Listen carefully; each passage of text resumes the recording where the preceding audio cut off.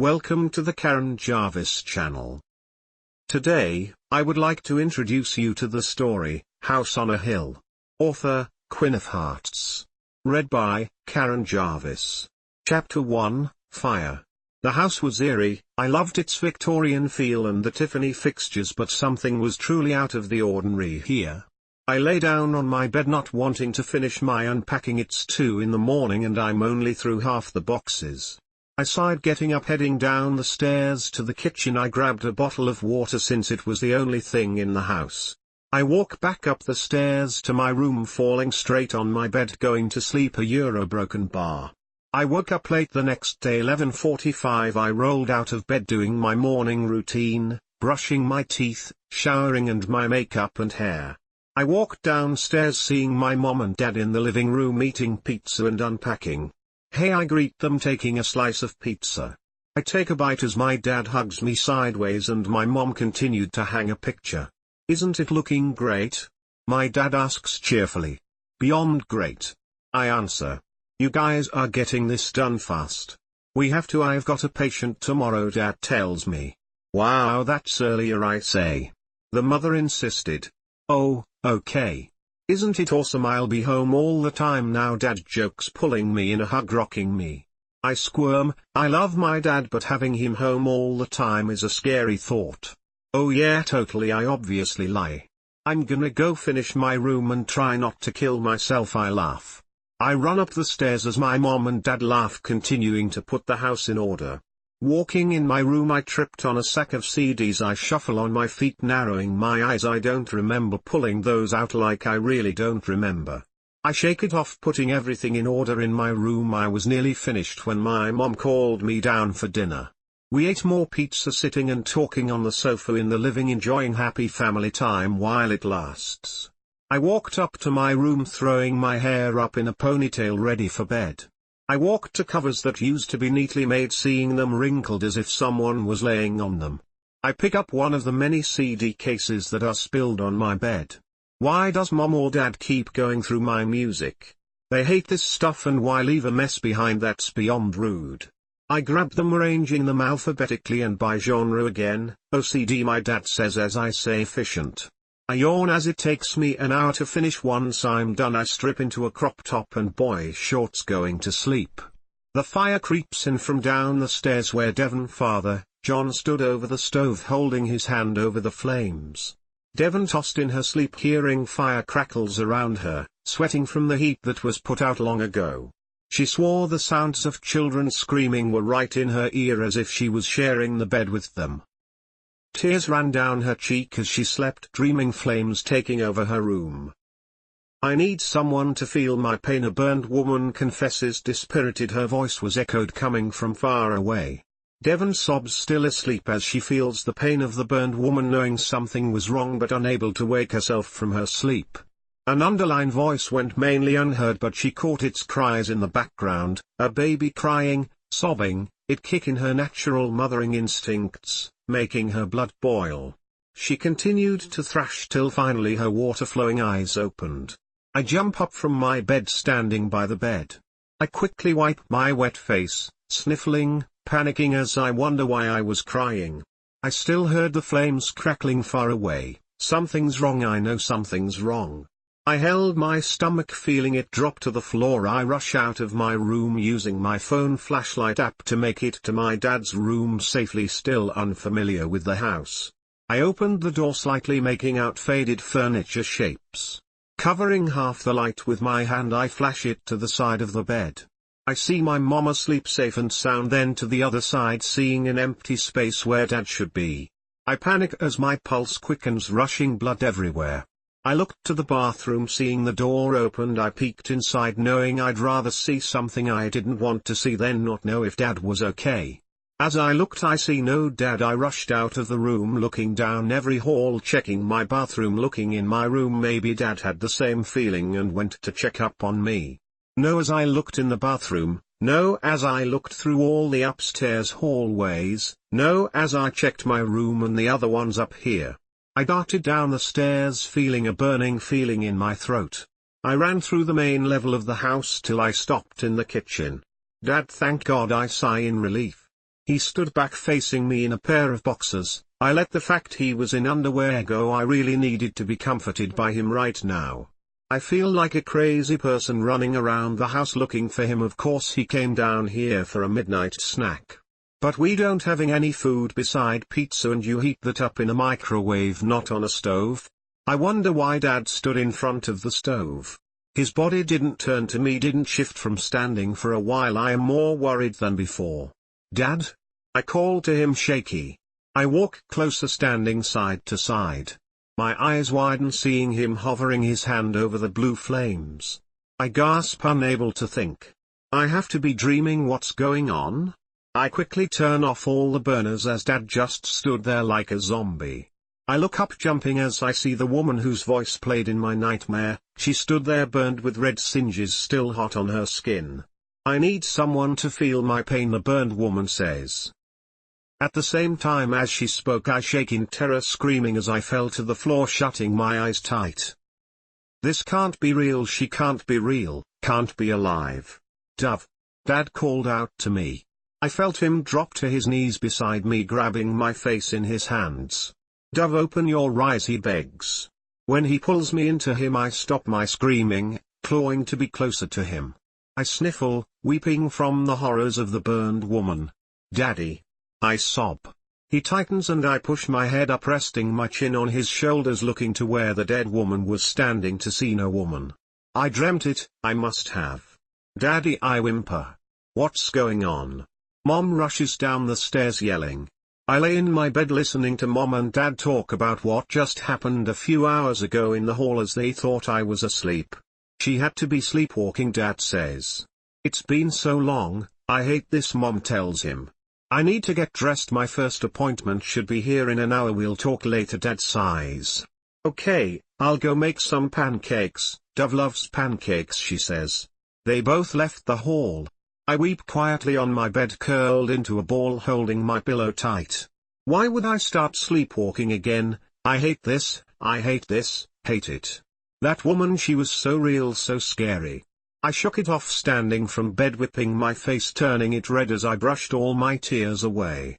I walked over to my white vanity, trying to save some face.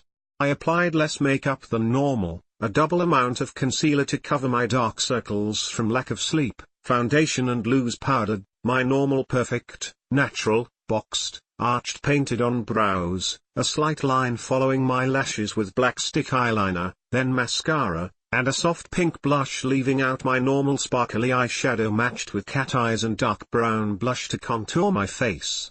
I grabbed my mid-length white blonde hair, pulling it in a messy bun on top of my head, pulling my flyaways free, adding some prettiness to my laziness.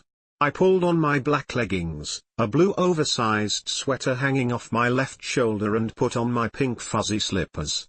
I headed downstairs, not seeing anyone in sight. I walked past Dad's office, hearing him talking to a boy inside. I continue to walk past, looking for my mom, not seeing her anywhere. I guessed she was out. I walked back upstairs and saw I had 2 boxes left. I might as well finish now. I grabbed my iPod, putting in my earbuds, turning the volume, hearing losing loud. Somewhere in the end of all this hate, there's a light ahead that shines into this grave. That's in the end of all this pain. I continue putting my clothes away, hanging them in my OCD way, jackets and sweaters to the far left, then shirts in the middle, followed by skirts and dresses, all arranged by color and length of sleeves. By the time I finished with my clothes, the song was replaying. In the night ahead there's a light upon this house on a hill. The living, living still. Their intention is to kill, and they will. But the children are doing fine. I think about them all the time. Until they drink their wine, and they will. I shiver, feeling someone behind me. I turn fast. I jump and gasp as I see a blonde-hair boy in my doorway. I rip of my headphones out, looking to the man confusedly. I like that song, but if you listen to it any louder you'll probably go deaf. He lowly comments. Not like there's anything good to hear in this shitty world anyway. He looks around the room depressed. Who are you? I ask, leaving a distance between us. Tate, he tells me, walking in my room more. I just finished talking to your dad, he tells me. So he's the patient with the pushy mom. Devon, I greet him. Does my dad know you're up here? He shifted at the question. I just thought your dad was pretty cool, so you must be cool too, he said and squirmed, rubbing the back of his neck. Unlike all the other judgmental bitches, he says with pure spite. Oh. So he thinks since my dad won't judge him, I won't, and now he wants a friend. I'm guessing he's super depressed and gets bullied. No harm there, but still I really shouldn't be talking to him. Dad would get mad. No judgment here, I tell him truthfully. But I do have to ask my dad if it is alright to hang with you. If he gives the okay, I'm down, I inform him. Yeah, I'm okay, he says shyly, walking out the door, then stops in the middle of the doorway. And if he doesn't? If he doesn't, I'm sure we'll talk here and there. I smile. I held back my feeling of being creeped out. It was rude to think he was creepy for seeing my dad. He obviously just a shy guy, and it would be nice to have a friend already. The rest of the day I hined away in my room. My mom kept coming up with food and snacks. I said my thank yous and shut the door. I didn't want to see their concern written on their faces. That night I ate the tacos my mom made for us in my room, watching TV, reruns of Supernatural. After I was done eating and my show was over, I took my plate downstairs. I stopped after I put my plate in the sink to look over to the stove. No woman stood there. I sighed, feeling like a fool. I turn fast as something catches my attention from the corner of my eye. Seeing nothing in sight, I take deep breaths, trying to calm myself. I'm going crazy. I left the kitchen, back to my room, going to bed, hoping I won't sleepwalk again. While Devon slept, the cries of the baby haunted her dreams, casting them into nightmares. Devon woke but felt no control over her body and also had no concern about her zombie-like state. She walked through the halls, stumbling a bit as she entered what used to be a nursery for a child long ago dead. The room was filled high with boxes, all pushed to the walls. Devon walked in the center of the room, seeing no boxes but a lovely baby's room, and a beautiful dark cherry crib centered the room with a sheer white cloth over it. Devon placed her hand upon the railing, seeing a small shape inside the crib, a long-lost memory of a fair-haired baby boy, Thaddeus. She pulled the cloth off, seeing the baby boy sleeping safely. It warmed her heart.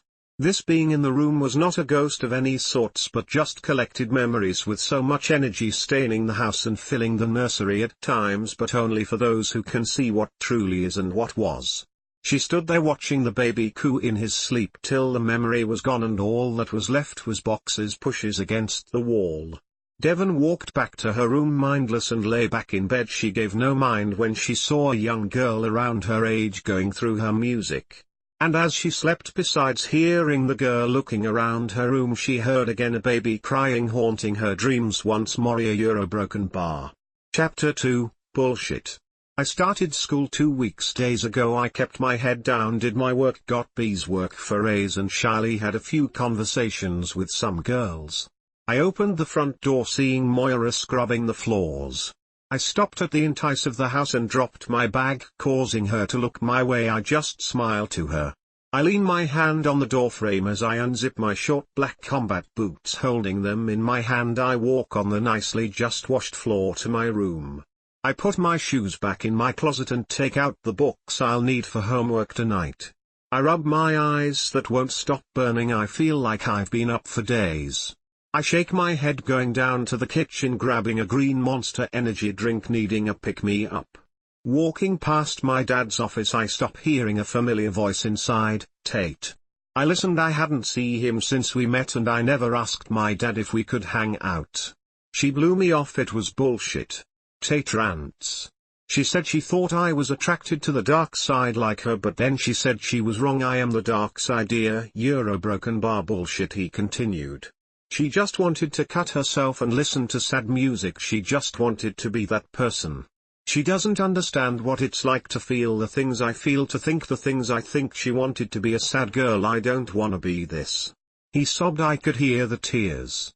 Every word he said broke my heart. I never want someone to feel that way. I just wanna fix him. I left before I could hear what my dad had to say. I didn't want to get caught. I downed my Monster, holding back tears for the poor boy and his broken heart. As I was passing through the hall, I stopped, turning to the door beside me. I looked to the white wooden door. Every wall seemed closer, suffocating me, leaving me nowhere to run. A heartbeat echoed in my ears as I stared at the door. It pulsed with the door, red blood running down it. I looked around. The once long halls were closed and coming closer and closer to me, ready to smash my body into a flattened dead corpse. I start to hyperventilate, grabbing at my throat, trying to force myself to breath. It didn't work. With no other way from death, I chose to grab the doorknob of the door. It was slipperier and hot as I pushed it open, stumbling into the guest bedroom. With the amount of force I threw myself into the room, I didn't stop at the entice but continue slipping on the blood and lading of the queen-sized guest bed. I turn fast. My breathing returns to normal as I look out of the door, seeing no blood and noting out of the ordinary. Dear God, I'm going crazy. I stand shaky, looking around the room, knowing this is the one I always dreams about with a baby inside. I left the room, walking into my mom's. She wasn't in there. Mom? I call for her. Mom? I try to hide my need for her, controlling my shaky voice. Shaking my head, I headed back down the stairs, still calling for my mom. The lady of the house isn't home, child Moira tells me. I just nod and start to walk to my dad's office. I know I shouldn't bother him while Tate's in there crying his eyes out, but I really need him. As I was walking up, the door opens and Tate walks out, looking to me, obviously with something up his sleeve. It was odd. I'm gonna use your bathroom before I leave, Tate says, walking off. Hey hun, Dad kissed my forehead. I smiled, holding myself together. Your mom still at the airport waiting for Aunt Ree's flight to land, so I'm tasked with dinner, he laughed. I just nod. I'm just gonna go run by the store before my next patient gets here. Did you want anything? I just shake my head no. You okay? Yeah, I nod.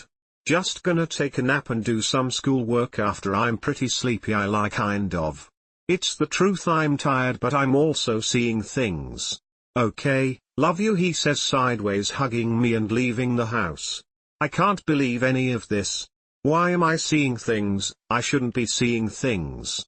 I'm a normal healthy girl. I've never seen things before. A euro broken bar, sort of true, I guess. The thought of my grandpa wrapping me up in his arms at the old family house where Aunt Ree lives now instead of us flashed in my mind. We used to play when Mama Euro broken bar. My birth mom Carol wouldn't play, but then the nanny came and the maids, and they all played with me. And during the day when I would play with the help of the house, Grandpa wouldn't show up anymore till night time. He would sing to me and tell me stories. I never told anyone after I told Mom. Carol, she was so mean, called me names, called me crazy, and couldn't handle my tantrum, so she pushed me in the closet and locked the door. After that I never told anyone about Grandpa, even though I wanted to so bad when Grandma would come down and visit, showing pictures to Dad. It wasn't till a few years ago, when I was 11, I found out that the man I saw in the pictures, the man who sang me to sleep, died when Dad was 14, long before I was born. I never thought about it again. I wanted to keep this in the deepest, darkest part of my mind, but I guess I couldn't, considering I just thought about it. I held back tears for my old pa, who I haven't seen since we've moved here. I shook my head, just feeling overloaded. I walked into my dad's office looking for his key to his desk. I found it under a school picture of me taken about 2 years ago. I wipe the water from my cheeks as I remain quiet, opening the lowest drawer, seeing labeled bottles of prescriptive medicine. I carefully read them, having no clue what most of them do, till I found my favorite, Xanax. I sniffled, opening the cap, taking 2 from the bottle, then I put it back, angling it the way it was before. I stood on my feet, knowing I'll finally get the sleep I've been needing if I take this tonight before bed. As I looked to the doorway, it was filled with Tate, standing there catching me red-handed. "Wanna hang out?" he asks, simple. We sat on the floor in my room. I stashed my 2 pills in my nightstand inside of my vitamin bottle, knowing it's safe there. The vitamins are for teen girls only. We talked a little, small talk for a little, then it went quiet. Neither one of us were good at carrying on a conversation. That never bothered me though, and it didn't seem like it bothered him much either. After a while of the quietness, I grabbed my school book, starting my math homework, the only class I'm failing. "What school do you go to?" I asked him. "I don't go to school anymore," he tells me. "I was kicked out." "Why?" I ask simply, bluntly. "I hurt some kids," he confessed. Why? Who started it, you or them? The goddamn world. He said with much passion. The world is bullshit and so are the people in it, it's all just bullshit, bullshit, he rants. I'm not bullshit, I correct him. He seemed stunned by my lack of passion on the matter. Do you like all that dark stuff? He asks. Death, gore, blood, drinking, smoking? No, I laugh. Who does?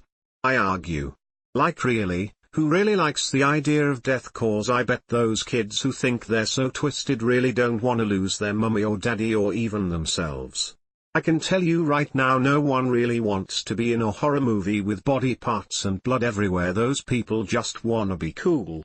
If they were really a twisted soul, they would want something different but are forced by their lack of sanity to gain it, or by the position someone else put them in and now don't know where to go. I tell him the truth.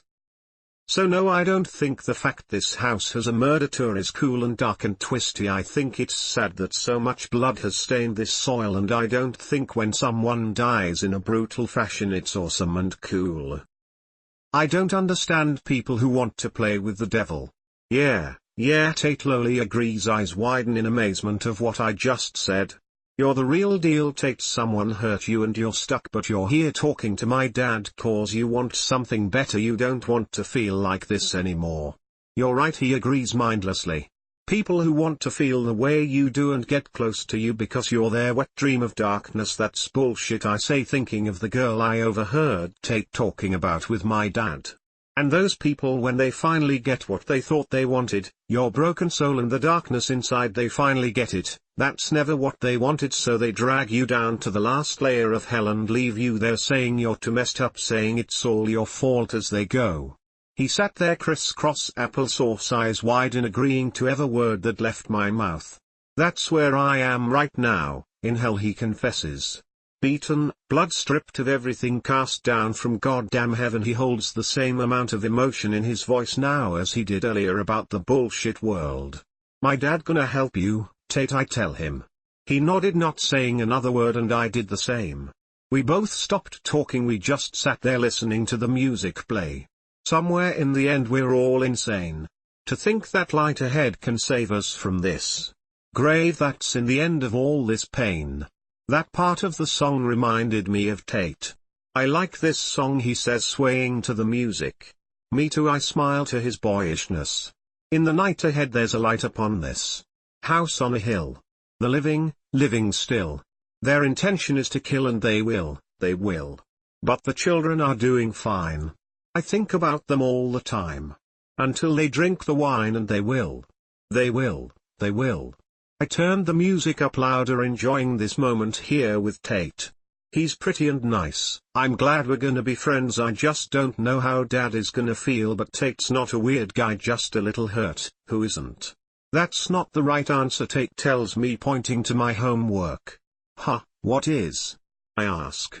Let me help, because all that's wrong, he laughed, pointing to the rest of my work. I just sighed and he sat by me helping me. It was nice. I didn't think I'd like doing homework so much in my life. Once we finished, I went downstairs and grabbed the rest of the pizza from last night and 2 Dr. Peppers and brought them back up to Tate without anyone knowing. Mom got back late with Aunt Ree, and Dad crashed on the sofa in the living room before they even got home. We stayed quiet when my mom got home so she would think I was asleep, and once we heard her and Aunt Ree go to sleep, we stayed up all night talking and watching mind-bending scary movies all night. Then at 6 in the morning my alarm went off and it was time to get ready for school.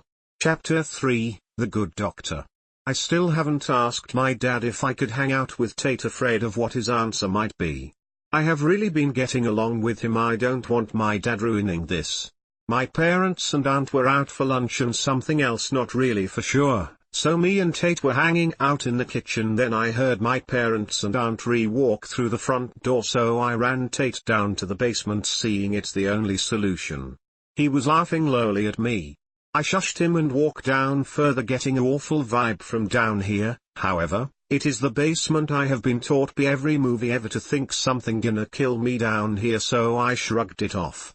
Tate walked around grabbing a wooden box and some candles, lighting them. I looked around to where it must have all happened. I went on that murder tour just to hear all the stories about the house. I kind of regret it now. There's a door leading out of here, I tell Tate. Don't get caught leaving, okay? Okay, he laughs. I led him to the back door, opening it for him. Bye. See you tomorrow, he says, slowly ducking out the door. I sigh, knowing I could be grounded forever if my dad found out. I shake that thought off. Tate won't get caught. I heard my parents upstairs to close to the basement door. I know I wouldn't be able to sneak out of here, at least not right now. I sat down next to the candles, no wanting to explore this room. I leaned my head against the wall, battering my eyes open, and closed the moment I did. Since I had that nightmare of the burned woman, I don't feel like I've slept. I think I'm sleepwalking, and it's taking a lot out of me. I couldn't fight any longer. Sleep took me finally. Devon slept, hearing the baby crying again in her nightmares. She tossed a bit on the wall, wanting to smooth the babe in her arms. The good Dr. Charles Montgomery finished tying his mask on after breathing in his drug-covered cloth. He stood from his work table to see the young woman. Devon passed out on the floor. Poor child, he thought. Under my knife you must go, he continued, thinking. He walked to her, thinking his wife gave her too much to calm the pain.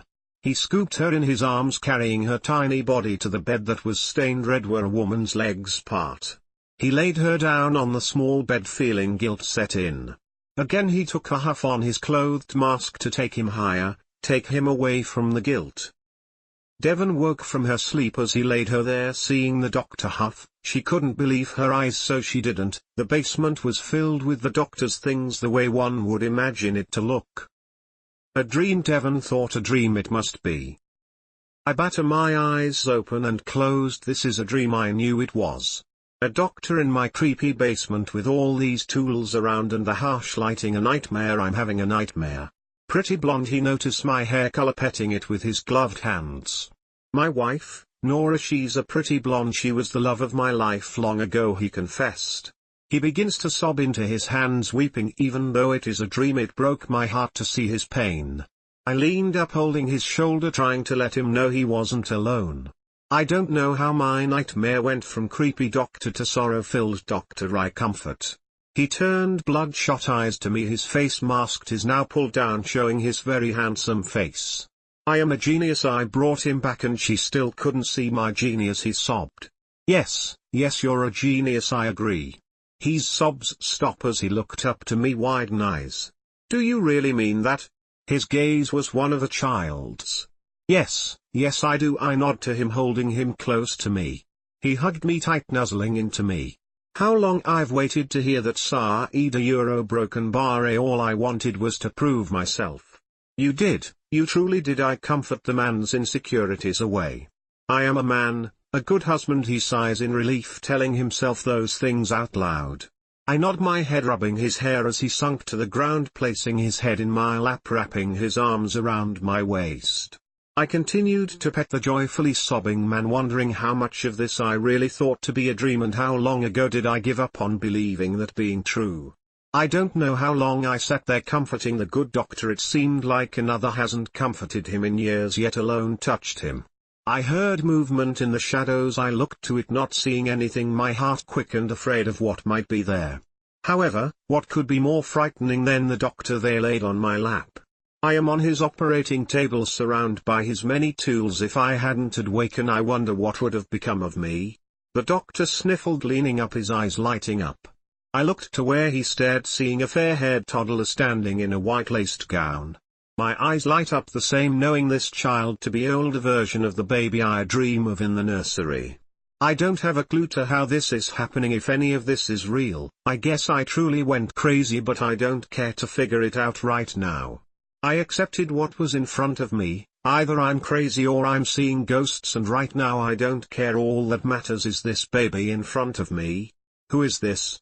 I ask, using a sweet voice as I look to the boy.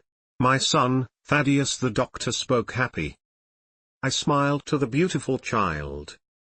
You see him for what he is, don't you? Asks the doctor, slurring his words together. For what he is? I ask, confessed. I finally succeeded at something. He says, looking at the baby, Thaddeus. He is beautiful, I say, hopping down from the bed to the toddler. His light blonde hair shinned, his skin was perfect, knowing it must feel so soft, his eyes deepened with so much sorrow and hate but still were beautiful. I picked him up in my arms, holding him closer as I walked back over to the doctor, the father. The doctor seemed to observe the picture-perfected sight of me holding his child. He inhaled more from his drug-infested mask. "He looks prettier on you than he ever did, Nora," he confesses. I guessed Nora to be his wife. I had already guessed that I am seeing a ghost, that I've gone mad and now I'm seeing ghosts. But with this child in my arms, the one that has been crying for me night after night, made me not care. I just wanted to care for this baby. He looked confused as he took in his surroundings. Again he breathed in his drugs, wobbling on his feet, looking to me and Thaddeus. "What is your name, girl?" I seemed to have never gotten it. He narrowed his eyes to me, blinking them rapidly. "Call me Dove," I smile to him. My stare goes back to the baby in my arms playing with his light hair. "And your name, doctor?" I ask, looking back up to him.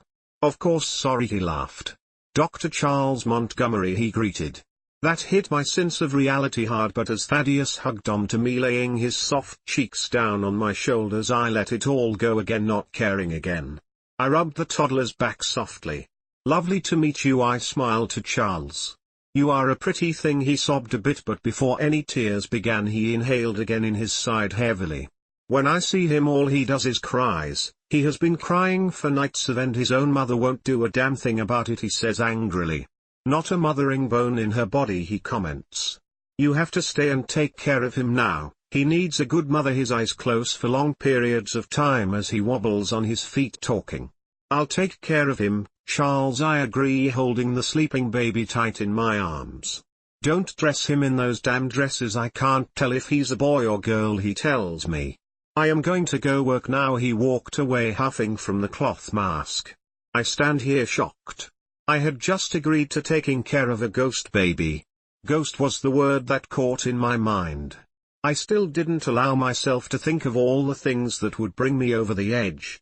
I walked with babe in my arms up the stairs to let Charles work. I continued out of the basement, up another flight of stairs to my room. I laid Thaddeus down in my bed and made a pillow wall around him while I dressed for bed. I looked to my phone, seeing a text message from my dad. "Daddy going to be out late grabbing dinner, then drinks with your mom and aunt. Get some pizza on me, money in my side nightstand." I put the phone down, not caring to eat. I'm just glad they didn't stay home long enough to realize I wasn't out at the coffee shop. I crawled into bed next to Thaddeus, pulling the covers up and falling asleep fast. Devon slept tonight with no interrupts as Thaddeus laid next to her in the physical form of a mutilated baby. But what Devon sees in unclear as to whether it's the baby truly from the inside or if it is just what she wishes to see. Downstairs in the basement, the good doctor tried to do his work till his wife entered with high accusations. "The help!" she yelled to her useless husband. "She's trash!"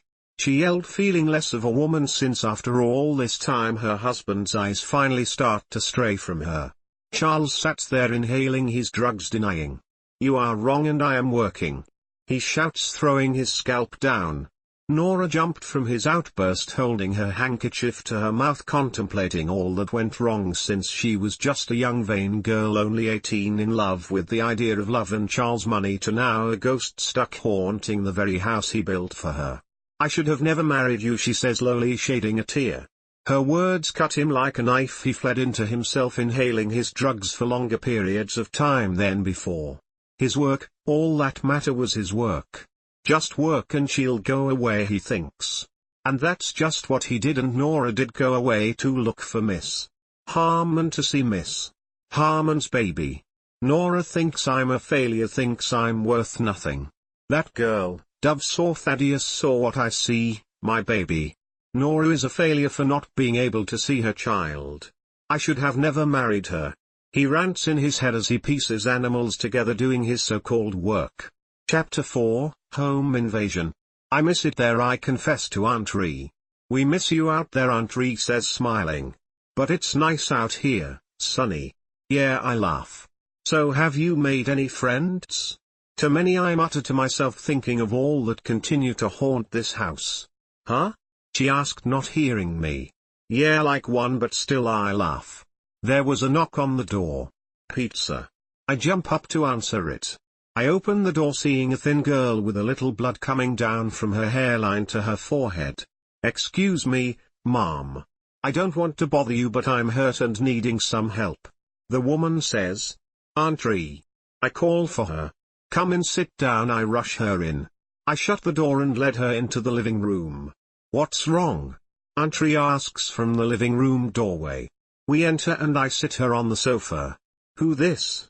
What happened? Auntie asks. I don't know, I tell her.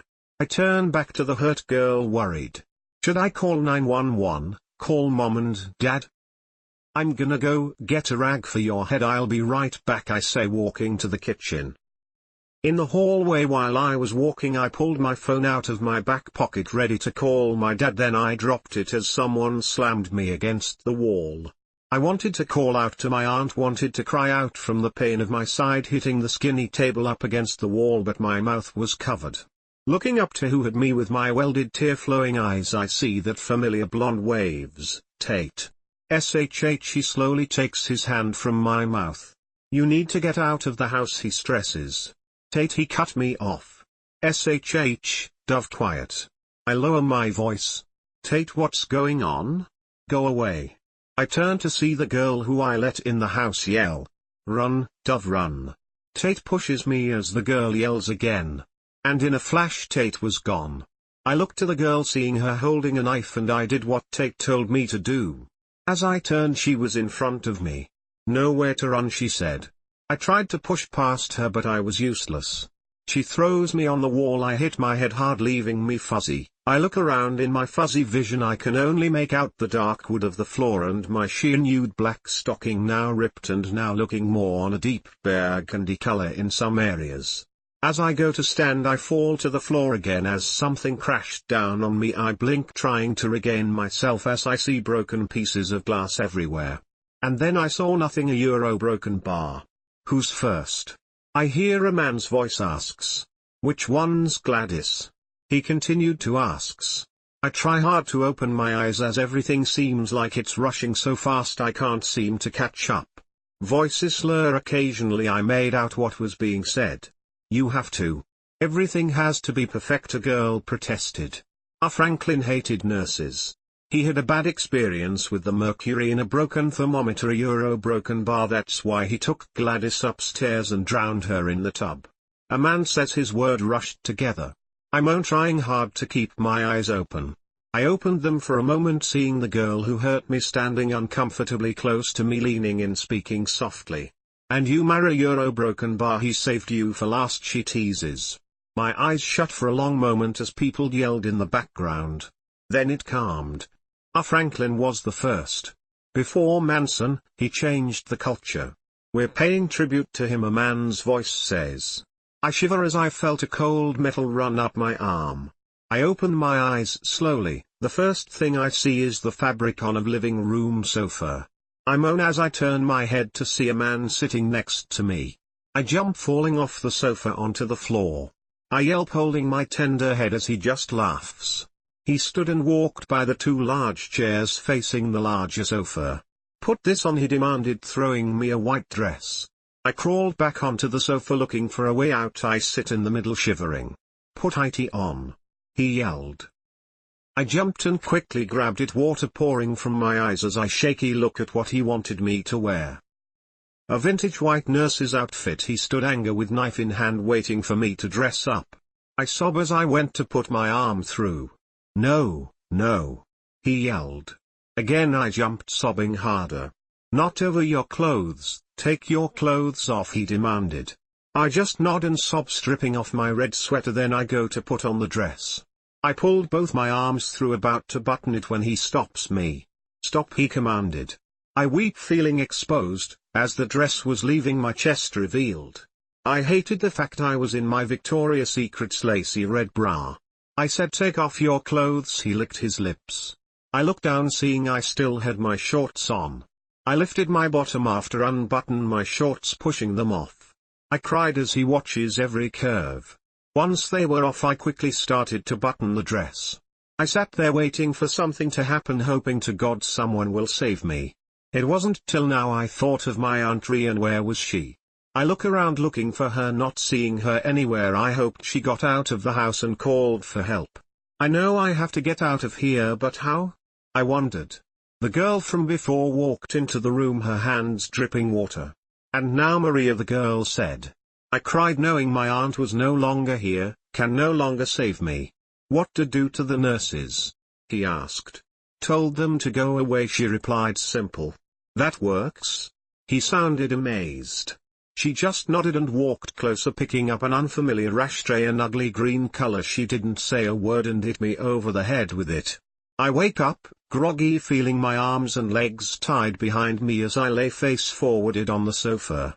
I cried, seeing the two psychos to my right waiting for me to wake up. "My turn," the man says to the girl. 5 times is the number he stabbed her, and it's how many times I'm gonna stab you, he tells me, walking closer. "Help, help me." I scream. I finally scream for help. "Please somebody. Shut up." He roars. He was hovering over me, ready to plug that knife into my back. I knew it. "Do it." The girl yelled to him. "Kill her." I could hear him over me, ready to stab into me. I wept, knowing no one coming to save me. If I don't get out of this myself, I'm dead. Quickly I rolled off the sofa, landing face down onto the floor. I cried from pain. After everything from tonight, my body is done. I tried to struggle, to break free from my binds, but I couldn't free myself. I laid my head down on the floor, wishing to God my dad would rush through those doors, but no one did. "Get her back on the couch," the girl yelled to him. I know, he sounded panicked. Then the fates noises coming from below caught my attention from the basement. "Dr. Montgomery," I muttered to myself. I try to pound on the floor with my body, crying, "Dr. Montgomery, Dr. Montgomery." I yell. The man grabbed me, throwing me back on the sofa. "Stop, just lay still," he yelled at me. I didn't listen. I continued to yell for help from the doctor I knew was below. If I am going to die, I have no shame acting crazy before I go. If the smallest of chances is I'm not crazy, that there really is a ghost below that can save me, I'll take that chance. "Dr. Montgomery, please," I scream. Charles. I scream at the top of my lungs. The good doctor focused on his work, even though he heard someone calling out his name. Her cries continued, driving the poor doctor mad. "I am working," he thinks, standing from his chair. There were always cries for help in this house. He had never once went to the aid before, but never before did they call out his name either. Then as he heard his first name being screamed, but what sounded of wounded girl, his whole demeanor changed. As she cried for him, it reminded him of the last time his name was spoken in that manner. Nora screamed for him just like that as she found their child missing, and again he is haunted. He ran up the stairs of the basement, pulling off his gloves and mask, following the screams that turned his blood cold. Seeing that young girl he talked to, it seems like ages ago, his mind went red, as did his vision when he saw her tied the way you would a hog. He ran into the room as the dark-haired man pulled his knife from her side out. Her blood-curdling scream filled Charles' ears and fueled his rage. Just like when he was young man and always playing sports, he tackled the man down to the floor, pinning him there, his fist on the psycho's face non-stop. I couldn't believe the amount of pain I was in. I rolled from the sofa again. I scream as I land on my side. I could feel the blood ooze from the side I landed on. Tears stream hot from my eyes as I see a silver shimmer. I breathe deeply, crawling over there, laying awkwardly to reach the knife with my hands. Looking up, my hair cover most my face. From the parts of my hair that left vision, I saw the skinny girl get dragged out of the room by 2 nurses. I sobbed, cutting the rope that held my arms. I turned over, sitting up. I cut my feet free. I take in a harsh breath as I quickly grab my side, trying to stop the blood. My heart stops as I see a pair of bloody stockings standing in front of me. Her ankles were updrawn, the fabric was ripped. I slowly gaze up to meet the eyes of a young brown-haired nurse. Her grey skin and knife holes in her chest made me know she was dead, a ghost like the others I've seen. I saw her wrists were also bruised. She had been tied by her hands and feet just like I was a nurse, just like they dressed me. I knew this had to be Maria. She walked away from me and I kept my eyes on her. Followed behind her was a heavier-set nurse. Maria leaned into Charles, saying something softly into his ear, and he released the man falling to the ground next to him, blood-stained on his knuckles. The two women took him, dragged him out of the room just like the girl. I sat there holding my side, whinnying in pain as blood slipped through my closed palms. I looked up to see Charles jump as he saw me bleeding. He rose quickly from the floor to me. Without hesitation he scooped me into his arms, taking ragged breaths in and out. He ran through the house, down the stairs of the basement. I saw a glimpse of the psycho girl and boy being held down as the nurses stand over them, stabbing them again and again. I closed my eyes and buried into the doctor's chest. I screamed in pain as he laid me down of the operating table. I held the sides, gripping them hard as tears filled my eyes. He quickly grabbed tools, bringing them close, then the drug cover cloth. He held it to his mouth, taking in a deep breath, then handed it to me. I was in no place to deny. I welcomed anything to relieve my pain. I could care less what it is. I breathed in heavily twice. The hand that held it to my mouth fell to my side, and as I could tell, Dr. Montgomery took it from me, breathing in occasionally. My eyes blinked open and closed as I saw the doctor with a pair of scissors. He cut my dress. Every place his hands touched my skin tingled. I heard giggling as he ripped my dress away. Then I came to realize I was giggling. The room spun and finally all the pain was gone as I saw flashes of the nurses stabbing into the murders, and of Dr. Montgomery breathing in his drugs, of his bloody gloved hands, of a large needle in hand, of his hands all over me. All images flashed around my head in different orders till finally there was no one left in the room, no one but me. My eyes finally saw clear. All the fuzziness was gone and I looked to see the bright light hanging above me. The harsh lighting hurt my blue eyes. I held up my hand to stop it but winced in pain as I lifted my right hand.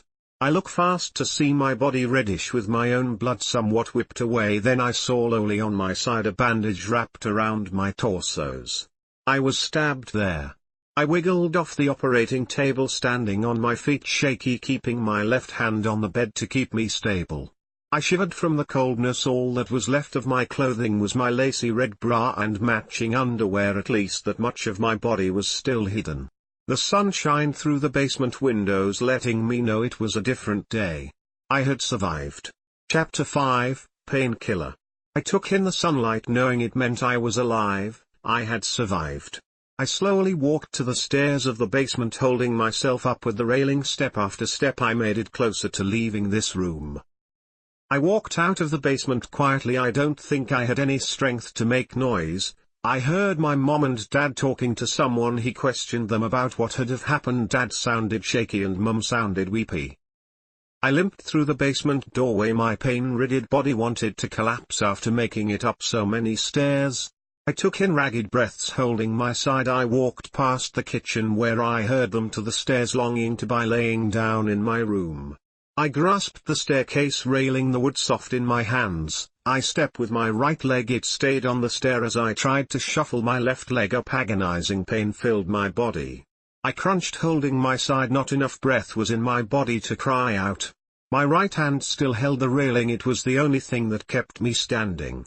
I sigh, feeling the shot of pain disappear. I lean back up, knowing I'll never make it up these steps and to my room myself. How I even made it up the flight of stairs of the basement amazed me. I sigh, taking a deep breath, mustering up enough to call out for help. "Dad," I call out, shaky-voiced. There was no terror, just annoyance in my tone. After everything I was just done and wanted to sleep in my bed. Perhaps I should have stayed in the basement, but it was cold and dark. Charles was nowhere to be found. 4 people entered the room fast: Mom, Dad, and 2 officers. They all looked me over. My mom and dad seemed horrified, and the 2 young officers seemed to take in every inch of me, not lustful, just taking a mental note, I guess. I was too annoyed with the whole situation to care about my mom's weeping. I just want to sleep in my own bed, and it seems that's too much to ask for. Dove. Dad ran to me. I stopped him before he grabbed to me. I held my left arm up, resting on his shoulder, keeping him at a distance. A lot of pain shot through me as I lifted my arm, but I knew it would hurt more if he touched me, hugged me. Hell, hugging me right now could open my wound, and I doubt they would allow Dr. Montgomery to patch me up, so I would probably bleed to death before I got to a living doctor just from all the blood loss I have already overcome. It hurts, please don't touch me, I ask lowly. Oh God, what happened? He asks rushed. Where's your aunt? Who did this to you? I felt overwhelmed with so many questions. I'm just not in the mood, can't he see that? Dad, I start. He waited for me to answer all his questions. I just wanna go to sleep. Mr. Summers, one of the officers, called to my dad. Dad didn't turn or reply, and he didn't seem to even hear him. What? I asked the officer for Dad. I just saw that only one officer stood in the room now. I didn't bother my thoughts to where the other one had gone. I know you want to sleep, but I need you to stay up a little longer, he tells me, walking closer. My partner just called an ambulance, so when they get here you can rest, all right? I don't need to go to the hospital. I'm fine. I yell, somehow finding the strength. I just wanna go to bed, I moan. I know, Dovey, but you need to go, okay? Dad says, finally speaking. I'm fine really, it hurts a little but that's it, it's stitched up, it's not bleeding anymore, I protest. I sigh, hearing sirens. They'll make me, so I might as well go. I was rushed into the ambulance, the EMTs checked me and helps me till I was handed over to the doctors. I was poked and prodded, so many tests were run when all I wanted to do was sleep. Till finally it was done, the tests were done, we were just waiting on the results, and I was finally given the time to rest. I jolted awake as I felt unfamiliar gloved hands on me. Warm and normal-sized for a man, but uncomfortable as I had grown accustomed to Dr. Montgomery. I looked to see Dr. Warren standing over me, hands up in the air as if he was surrendering. I sigh heavily as the pain of me jolting my body hit. I narrow my eyes to him, upset he disturbed my peaceful slumber. It's been so long, something hasn't haunted my dreams and he ruined it. What are you doing? I question the doctor. His eyes looked across the room for a moment, then back to me. I wonder who or what he was looking at, so I glanced that way to see my parents standing there, shocked by my reaction. I sigh, knowing he's just doing his job, but still there's no need for this. I was already seen by a doctor, one I trust, not a stranger. Just looking at the wound, he tells me. I'm sorry for waking you. Oh, it's okay, I say lowly. I lay back down, biting my lip. It felt like my insides were stretching and pulling, trying to open. You can look, I give him the okay. Thank you, just want to make sure everything all right. He removed the bandage, looking to the stitches. The wound was bigger than before. I guess he cut me open more to close me up on the inside. I do remember a few images of that, a scalp and slicing of skin. But it didn't hurt then, it felt like forever ago the way it blurs in my mind. Skilled hand, the doctor lowly comments to himself. Dove Mom voice was shaky. I turned to look at her. Her eyes were red, swollen. She broke my heart. Mom, I sigh, feeling awful for her. I'm okay, all this is really not needed, cause I'm okay, I remind her. Dove, the officers from before wanted to talk to you, my dad tells me. Would that be okay? Yeah, sure, whatever, I shrug. Well, you're all good, the doctor tells me what I already knew. If you need anything, just press that button. I just nodded. My parents and Dr. Warrens left the room, and soon after entered the two officers. Hello, Devon, I'm Officer Smiths and this is Officer Matthews. Is it all right if we ask you a few questions? He asks. I guess yeah, I agree. I hadn't thought of what to tell them, the truth defiantly not. How are you feeling? Officer Matthews asked. Both stood at the foot of my bed looking at me. Never felt better, I joke. So what did you wanna ask? Right, Devon, what happened? Do you know? Smiths asks. A girl lied and told me she was hurt, so I let her in. She knocked me out with her male friend and I came to right before he stabbed me. Something happened, not for sure what, and when I came to I was fixed up and about to walk up the stairs to my room. A Euro broken bar, that's all I remember. I lie. I continued to answer the other question that hadn't gotten the chance to ask. The girl was taller than me by like 5 inches maybe. in her 20s, over 25 I would say, dark red collar-length hair, thin, very pale, in dark jeans and a black shirt I think. I don't remember her eye color and she didn't give a name. The man was tall, had to be 6 foot, brown hair, blue eyes. I don't remember what he was wearing. I'd say late 20s, earlier 30s, I said fast, trying to end this conversation as fast as it started. Anything else? Who stitched you up? Questioned Officer Matthews. I don't remember, I lie. You seem pretty cool-headed about all this. Officer Matthews's comments. Have you seen my parents? I ask, attitude in my voice. If I'm a wreck about this, it's gonna destroy them, I tell him. You're being every strong than Officer Smiths tells me. I'm alive and hardly hurt, so I'm thankful, I tell him. Is there any other questions? Not for right now, we'll let you sleep, Officer Smiths says, walking out with his partner. I guess I laid that on too hard, but I'm just so done with this bullshit. First the doctors wouldn't leave me alone, kept pushing, asking if I was raped. I guess I would have thought it too. All I was in was my underwear, and just in general with all those tests and needles, then my parents and all their panic and concern, and now those officers and just all this bullshit. It's too much, just too much. And fucking where's Aunt-Ree? Too much, just too much. Why'd I ever leave that basement? I was safe there, nobody to ask questions, nobody to suffocate me, just Charles, and he didn't suffocate me, didn't question me, just existed. He just existed without bothering me, without hurting me, or terrifying me. I just wanna go back down to that basement under his care. He got enough drugs to keep me doped up so I won't feel a thing. Why'd I leave? It's just too much, just too much. I broke once no one could see me. I broke down, tears fell from my eyes never ending. From the loss of my aunt, from the almost death I endured, from the way that man looked at me, from the way that girl hurt me. I broke down with no one to see. I'm back at home finally, in my bed where I've been longing to be. I snuggled in the blankets, smiling from the warmth they give. It didn't take me long to fall asleep, maybe half an hour or so. Faint sounds of screams of someone being muffled underwater crossed into her room but didn't catch Devon's attention much as she slept, but she tossed as sounds of a weeping man entered her room. Dr. Charles Montgomery sat in his old common room. The whole room was different than how he remembered Nora styling the room, but he still found a comfortable seat in a long-backed chair facing the sofa. He remembered long ago sitting in this same room thinking his wife finally loved him, but knew he failed when his brains covered the wallpaper. He looks to the alcohol that was out in crystal bottles. A thought of drinking came across his head, but he knew that wasn't his poison. He thought of going back to the basement to grab his drug, ether, but the thought of having to see Thaddeus again kept him from his painkiller. The child's non-stop crying tortured the doctor. He wondered, where did that woman go? The kind one he saved that Thaddeus loved, Dove was her name. He missed her deeply. A genius, he muttered. He was thinking of the night Nora lied to him and the night Dove had meant what she said. He continued to compare the two beauties in his mind.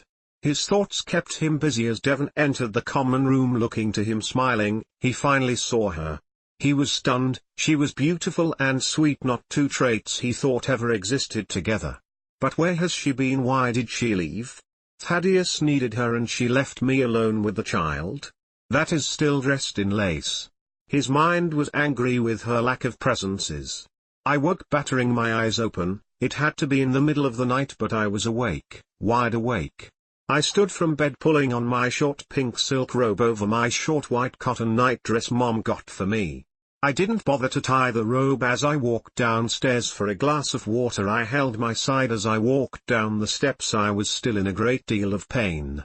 I passed through the halls to the kitchen. I stopped before I made it in the room, seeing a faint light coming for the common room. I walked in, seeing dark hair and well-dressed sweet sleeves resting on the armrest. Charles. I smiled to him, seeing he was up in his thoughts like normal. He looked up to me as I took my seat on the sofa, being careful to mind my stab wound. I'm facing him. He had an indifferent look on his face. It confused me. Thaddeus has been crying and you were nowhere to be found, he states his displeasure with me. I was taken off guard by this comment. I had enough self-pity in me to ask his mother for help, Though it seems she is still unchanged, he spoke blunt, angry with me. You are joking, right? I ask him. He shifted in the chair, uncomfortable with my gaze. Where did you go? His voice was low, weak. I sigh, seeing that weak man I had come to know to be him in his full truth. My dad made me go to the hospital, that's where I've been. I smile lightly to him. I rose from the seat, holding my side, whining in pain lowly as I sat up. Are you in pain? He asks, standing fast. I nodded and he came to aid me, standing beside me. He held on to me, making me lean all my body weight on him. And what did these new age doctors give you for the pain? He asks, making the other doctors sound like a bunch of kids. I forgot the name, something oddly spelt, but it's not really working. Idiots, Charles mumbled under his breath. I'll be right back, Lamb, sit down and relax. He left the room down to the basement, I guessed. I did as asked. I held my side, sitting back down onto the sofa.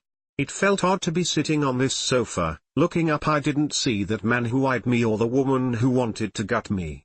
So many other things happened in this room, and that's all that filled my mind. The worst memory is the one I remember the most, yet there were birthday cake stains on the other side of the seat cushions, and none of those memories came to mind. Breath into this, he commands. I jumped, not knowing he re-entered the room. I hold my side, my body jolting hurt it. I only nodded and take the drug-covered rag. No more than 2 times, he tells me. You haven't a tolerance to it, Lamb. He smiled sweetly to me like I was a child. I took a deep breath in with the rag covering my mouth and nose. I shook my head, feeling within an instant lightheaded. I took another drag. One more wouldn't hurt, he said, allowing me another. I nodded and breathed in again. I blinked rapidly, trying to regain myself. The room was fuzzy and warm. Charles was sitting beside me, talking about someone. I had to shake my head again to take note. He was talking of me and momentary his old wife Nora. It was sweet what he was saying. Occasionally he breathed into the rag himself, wobbling the way I normally see him doing. I turned as I heard a child crying. Thaddeus. I knew that cry anywhere. I tried to stand, but I failed, landing right back on the sofa. Stay, rest, I will comfort my boy, Charles tells me. I only nod. I blinked and he was here, and I blinked and he was gone. It was peculiar. After a moment I stood wobbling out of the room, catching myself on the doorway, walking through the halls back to the stairs. I narrowed my eyes as I looked into the kitchen. That scary woman from before stood there with my dad. I shook it off, continuing. A young girl with light brown hair walked past me. I looked to her, confused to why she was here. She seemed to be avoiding something. Stop, Tate. Leave me alone, she yelled. I kept walking, not bothering with whatever that might be. I shaky walked up the stairs, rubbing my eyes, trying to control my vision. The sunlight from the windows were bothering it. As I walked up the stairs I heard more yelling behind me. Violet. A woman and man were calling out. I felt no pain, felt so numb, and these people are ruining it. I finally made it to my bedroom. The door, it was open. I walked inside, happy to be able to be left alone in my haunted house. Up all night talking with the help. A woman runs crying into her handkerchief. I looked to her, earlier 30 I guessed, her blonde hair pulled into a vintage updo, and her dress reminded me of something I'd seen my great-grandmother wear in old pictures. I didn't say anything, just looked to her. Do you find yourself so cunning? She laughed. He may not be much, just a pitiful man-child, but he is still from money, and you are just a whore. She spits her words at me. I stood there wondering what to do. I didn't want to talk to this woman. I finally felt great, and she was bringing me down. So I do the only thing that makes sense. I took a step back, standing in the hall, and grabbed the doorknob, shutting the door, leaving the crying woman inside. Then I wobbled my way to my mom and dad's room. I opened the door, seeing them both lying asleep on the bed. I plopped down in the middle of them, feeling no pain from my wound as I did so. Charles was right, those doctors were idiots. Whatever they gave me didn't work, but this sure as hell did. I snuggled between them both and fall asleep comfortable. Chapter 6, 6 weeks later. I sat there on the slab, my feet swinging like a child's. Charles stood in front of me, towering over me with his body. He soaked the cloth in his painkiller, and before handing it to me took one sniff. Because of our closeness I didn't have to reach far as he handed it to me. I breathed into it once, not wanting to lose all since I had. "Let me see how you're doing, lamb," Charles asked. I nod. I hand him back the cloth and slowly remove my silk PJ top, slowly because I didn't want to hurt my body. However, with Charles' help I haven't felt pain in weeks. He checked me over, gloved hands carefully touching my side. Charles' hands were one of a true doctor, Gentile. He has a light touched, always just gazing with his fingertips. His touch was smoothing, healing every well, he tells me. "Thank you, a euro broken bar, you saved my life," I tell him. A heroic stance took his body, and a large smile grew on his lips. I stayed in the basement as long as I could till I knew my mom or dad would notice. I sat in my usual seat at the dining room table, slowly eating my green beans. Auntie sat next to Mom. Auntie turned up a few days later after the whole nightmare calming they had her in the basement. I thought she died that night, and some part of me still believes it because I've come to know something. Nothing seems to stay dead in this house. They all made small talk as they ate, though I stayed out of it. My thoughts were on Charles. I couldn't say why my mind was always filled with him, just that it was, be it thinking about something he said all day or just the way he looks, always imaging his chocolate hair or childlike eyes. Be it any of those things, it was always one of those things. "Dove, eat," Dad asks softly. Huh? I look up to him, having no clue what he just said. "Is there a reason why you're not eating?" Mom asks. I look down to my plate, though I thought I ate a lot. It seemed not to please them. "Sorry, I had a big lunch and I'm really tired," I lie. "Oh well, then go to bed, Dove. Just leave your plate there, I'll take care of it," Mom tells me. "Oh, okay thanks," I say. I carefully stand. The last thing I want to do is hurt myself. I walked up the stairs to my bathroom, taking a shower and doing my nightly routine before bed. I lay down in my bed, setting my alarm for 3 in the morning, knowing everyone will be asleep and I'll be free to go downstairs to see Charles and get my painkillers that actually work. Devon slept with only one interruption in the night as Thaddeus climbed into her bed, curling beside her. Downstairs below the main level of the house, the good Dr. Charles sat at his work table trying to do his work, unable to, as his mind kept asking the time, knowing she'll come soon. Besides asking the time, Dr. Montgomery asked himself another question he wasn't quite sure of. Saved her life, he remembered her thanks. I saved her life, why do I feel like a fool? His mind wrapped around the simple fact of anyone who dies in this house stays, and he saved the one person's life he wishes to surround his every second.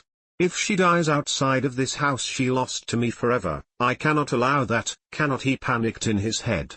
He stood walking over to the metal slab she always sat on when coming down to visit. His fingers brushed over all the tools that felt so comfortable in his hands. The good doctor wondered if he had found his solution. Light footsteps made the old stairs creak, causing Charles' head to whip, seeing a tiny pale woman, Devon, known to him as Dove or his lamb. He dropped the small surgical saw back with all his other tools. "Too painful," he noted. "Something fast, quick, painless," he reminded himself. "Dear lamb, I have been waiting," he spoke, offering his hand to her to help her off the last step. I woke to my alarm, 3 a.m. on the dot. I rose from my bed, surrounding Thaddeus with pillows before leaving my room. I finally felt pain as I walked downstairs to the first story of the house, and more as I walked down the basement stairs. The old wood made sounds as I stepped on it. Somehow I'm convinced this house is alive in some shape or form.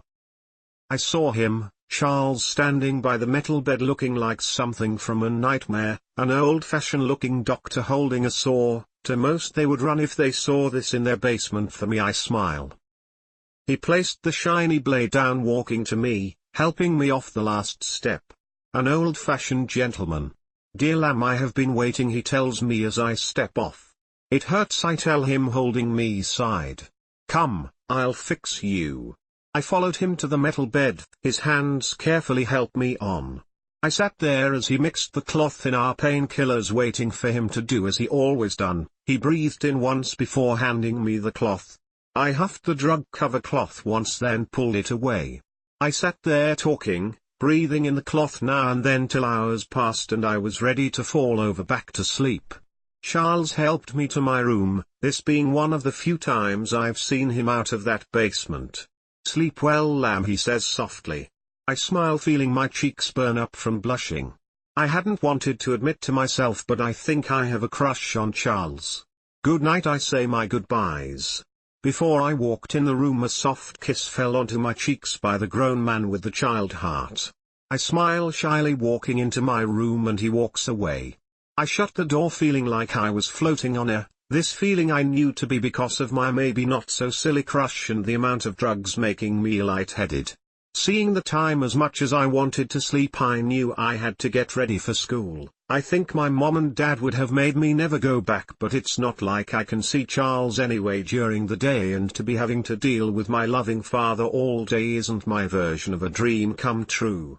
I sat down on my chair in front of my vanity, applying my makeup and straightening my hair as I listened to my music. I am not afraid.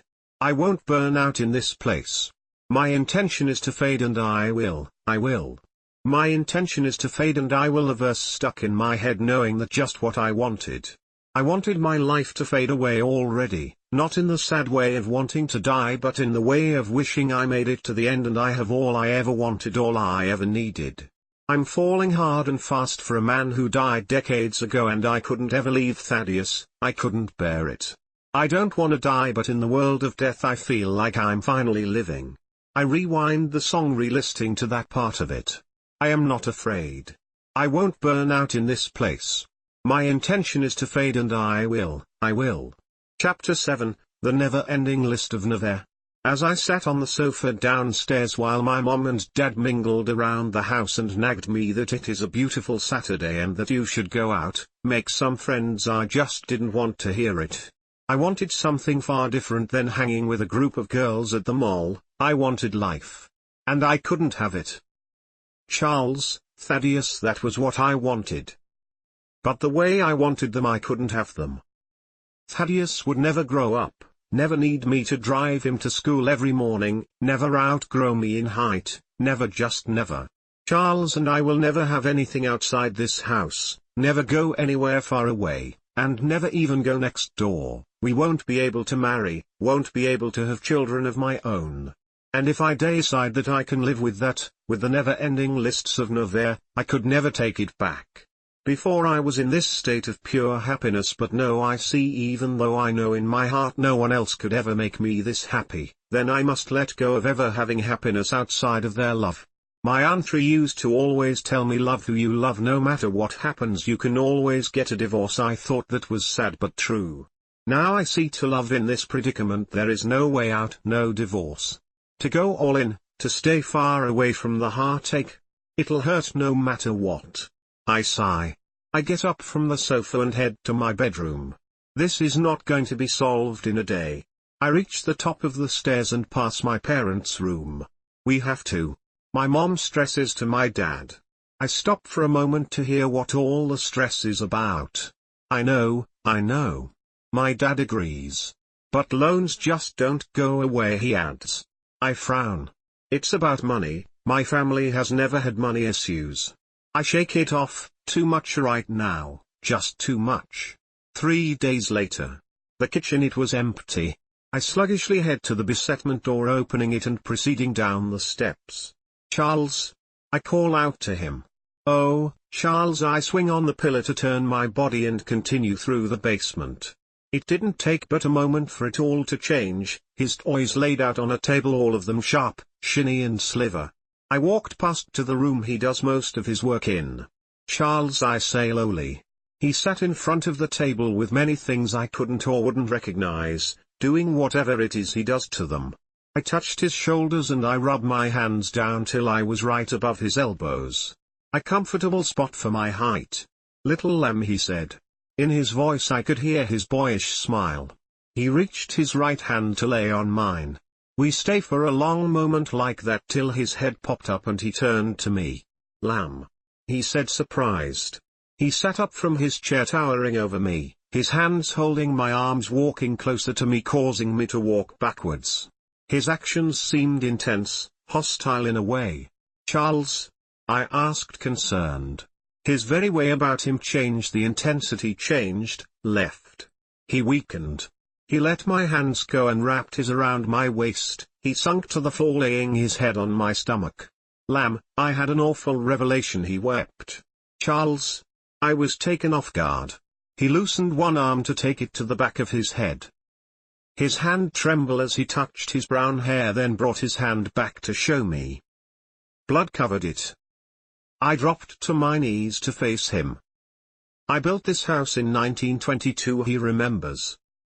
His face changed from sorrow to rage. Nora, he spits venom in his voice. She did this, and now. His sorrow returns. I try to calm him, try to change how his heart felt, it was breaking mine. Now I'm dead, he sobs. No, I try to tell him otherwise. His bloody hands grab at his neck in distress. His body jumps from in front of me and scrambles to his feet. He rushes to his desk, inhaling his drug that is never far from him. Charles, I get up slowly, walking to him. His sorrow changes again. He turns quickly to face me, his red-shot eyes playing a deceiving game. His large arms scoop me up in them, carrying me fast and hastily to the metal bed. I whimper, but truly I know there is no harm he would do to me. I look up to him, squinting from the harsh light above me. I heard metal swish through the air, and I see in his hand a surgical saw. Charles. I protest. I lose myself, he stammers. I forget, Lamb, the year it is, the things that have happened. I forget, he tells me. Then I remember that I died, and I can't leave. He corrects himself, speaking of Thaddeus, of course. He again sniffs the cloth mask. Oh God, how I wished he would share right now. And now I see clearly. No, for a time I will. He explains what I already knew about his mind. Then I'll forget, I'll think in some way or another I ridded myself of her and found you. That I am alive, that my boy a euro broken bar. He breaks into tears, lowering the saw. I sit up to hold him, rubbing his sorrows away. SHH, it'll be all right. If I don't, you'll leave me, he sobs. I can't let you go, a euro broken bar, I won't. I'm never going to leave you, I promise him. There was a pause, a moment I was just giving him love. Never, dove, have I truly clipped the wings your dreams flown on to stay and only be haunted by me? Again he pauses for a period of time. Never, he whispers. Never is a very long time. Who could I love but you? No matter if I leave or not, you will haunt me for the rest of my life. A euro broken bar, you are my dreams, you are my nightmares, you are my everything, and I love you, I confess. I love you, I repeat. Never, he reminds himself. I could still feel the blade in his hand. If this was the start of forever, the beginning of my promise to never, I think that's alright. I'd rather not have to choose in the matter, it's easier that way. Never, I agree. Chapter 8, The Good Doctor, The Good Husband Betray. So I don't really know where this is going. Should she kill herself, not leave, stay, he kill her? I'm losing my mind. As you can tell, the chapter up, so I got my SHT together, lol. Midnight Rebellion 86, I'm glad I could be of help for you to return to your fic, and I'm gonna check it out tonight, kind of excited. Dixon, happy to hear. I hope you enjoy this chapter. The first few lines were hell, then it all just took me and couldn't stop writing. Court, oh court. Your reviews, I just live for them. I hope this chapter continues to give you those feelings. We've got Thaddy in here too. Not to spoil, and I think there was a wink for the return of my AHS Freak Show fanfic. If so, it will be returning after I rewatch the whole F's again. I'm a bit lost on what to do in it. Well, let's let the horror story begin. A euro broken bar. I've gotten this for you, Lamb. He whipped away his tears as his puffy red eyes tried to change the mood of us with a gift. I smile half-heartedly. Thank you. It was my mother's, it was something I remembered her wearing often. I never gave it to Nora, he tells me. I never knew why I didn't till now. Of course, he pulled a blue velvet ring box from his right suit pocket. I accepted joyfully of what I might find. Opening it, I saw the largest diamond ring I have ever seen. The center of the ring was a circle diamond surrounded by a square of 4 diamond in each line, and the outer square of the ring was sliver and diamond lining making another square as the diamonds made 4 triangles contacting to the sliver lining. Needless to say I was in shock. I was never impulsive, more calculated. I made choices I thought would make me happy, make me a normal man. Though I couldn't find what it was that made me happy. He confessed. When I married Nora I thought I would be with a pretty trophy wife, with a perfect house I built to be the perfect husband. But she was a woman of her time, unbearably cruel and yet so innocent the first couldn't even share my saddened soul with her. He moved away from me to sit on the metal bed holding his hands in his lap. I have never seen Charles like this. He was not saddened, not filled with rage, or overwhelmed with his ether. He seemed to be just a man talking to me about the truth I wanted to know, and he finally wanted to tell me. I don't blame this on her the way I do most the time. I was a failure, though this still being Charles, that word did not come out easily. And usual for myself, I disagree. You are not a failure. I say stern. No, I am not your failure. He agrees only half with me. I should have been a better man, smarter man, and known I would never love her more than I did the day I met her, but I thought it would change, thought marriage would change it, then a baby would, but neither our union nor Thaddeus changed anything. I love Thaddeus, but I couldn't stand how she would make him look like a girl, all in the name of fashion. Everything was vain, and I knew she would ruin him with this self-pride of thinking he was better than all before him, and took me a Euro-broken bar that sickened me. I held the velvet box close as I walked over to him, stand in front of him holding his shoulder, just listening. I turned to ether to sleep. One night when I slept that night I dreamt of this young girl with blonde hair so white who just kept smiling and being happy no matter what happened. It was a dream in a nightmare.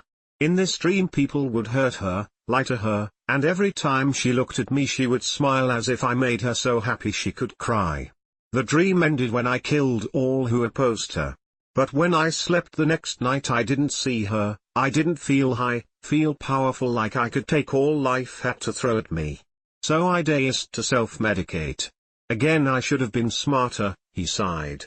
I lost my clients, my money disappeared. I fired over half the staff that work for me till finally I brought my family down so low I mutilated women and killed children to make a few dollars and keep my habits and hers afloat. His face stayed strong for as long as it could till he broke into tears. He wept into his hands for the past sins. I killed babies just so I could afford to have my drug and my wife's shopping habits. He wept. Tears rolled down my checks for him. I wrapped my arms around him to comfort him. There was nothing I could say, nothing I could do to ease this burden except be here and love him. He ripped from my grasp to go run and hide in his ether. As he approached the cloth mask that landed on the other side of the operating table on the metal table next to his tools, I gripped his arm in desperation to keep the sober side of himself with me. Please let me make it better. I don't want you to leave me. I don't want you to be numb anymore, I pleaded. He looked at me with his boyish eyes.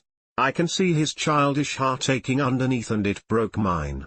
I don't want to feel the pain, I need this, he explained. No, I whisper, walking closer.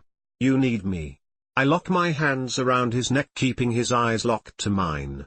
Everything in this moment was as heartbreaking as it was romantic. I wanted to take all his pain away, but I wanted to keep him here with me. I love you, I tell him. Tears ran down his cheeks, but the sobbing stopped. Each time I spoke I leaned in closer and closer, wanting for his lips, his touch. I will never leave you, I continue to tell him. I'm a murderer, he confesses. I'm still in love with you, I tell him again. I've waited 89 years dead in this house for you. Why are you still waiting?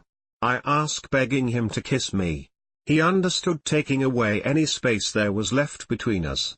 I finally felt complete. 2 o'clock, a Euro broken bar. Devon slept in the bed she had unmade with Mr. Montgomery. The full house raged on with all its dramas, but as she spelt through the echoes of the bodies before her, she could not sleep through her the sounds that follow the good doctor, the good husband's betrayal with his newest love, Dove. Nora paced back and forth, wondering what she had done wrong. She held her handkerchief, trembling and contemplating how she let another take her husband's eye. Nora waited in the basement for him, convinced he would leave the young thing in the middle of the night because she was nothing but a floozy. From the dark, Thaddeus walked out to stand in his lace gown like he would have normally done for Charles or Dove, waiting to be loved. "Oh God!" Nora gasped as she finally saw Thaddeus. "It's you," she said with hate. Nora saw nothing of her child left in that body Charles had sewn back together. All she could see was hate and distortion, something father and son have, something she could never love. Thaddeus cried, wailed, even she shook her head, trying to stop the pounding it place on her mind and heart. "I told her to get the baby the moment she hears him cry," she ranted in her head. She pulled the bell from her pocket, ringing it non-stop, waiting for the help. I woke in my bed with nothing covering my body but sheets. Charles laid next to me, holding me, awake himself. "Lamb," he smiled and kissed my forehead. "Hello," I said, yawning. "Thaddeus," I inform him. He let me go and I wiggled my way out of bed, putting on his white undershirt and my boy shorts. I walked out of the room, down the staircase, and in the basement, following his cries. I couldn't tell if my ears were ringing or if a bell was ringing, though that didn't really matter. Thaddeus mattered. I walked inside Charles' workroom, seeing Thaddeus standing there weeping.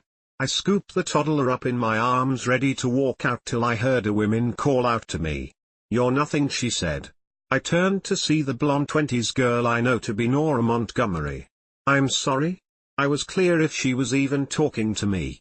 She looked at me in the eyes and her shaking had stopped. She stood there, her frame towering over, dominating me. "You are nothing," she yelled. "Nothing but one of your girls," she shrieked again at me. "He'll use you up and then rip the baby right out of you, probably to use in his work." She mocked the word work. I didn't know what to do, what to say. That was a horrific thought. No wonder he hated this woman. "You are so wrong about him, it's not even funny," I say, and take Thaddeus upstairs to my room. I lay Thaddeus in our bed and everything was fine, better than fine, it was perfect. I lay down and just let everything be perfect. Chapter 9, a summary of time wasted. "Hey kiddo," my dad greeted me as I walked downstairs. "Morning Dad," I said back. I grabbed a piece of toast and my backpack, hearing the bus outside. The ride to school was what it was every day, and so was the ride back. I hopped off the bus, walking less than 1 block to get to my house. As I walked up, I saw my mom and dad packing the car in a rush. "Mom, Dad?" I questioned. "Dove, get in the car, it's an emergency," my mom instructed. "I need clothes," I argued. Really, I just wanted to see Charlie's and let him know I was going to be gone for a while. "Dove, now," Dad ordered. A million things went through my head, wondering what had happened and to which family member. "Okay," I listened, getting in the back seat of our van. "Mom, Dad, what's happening?"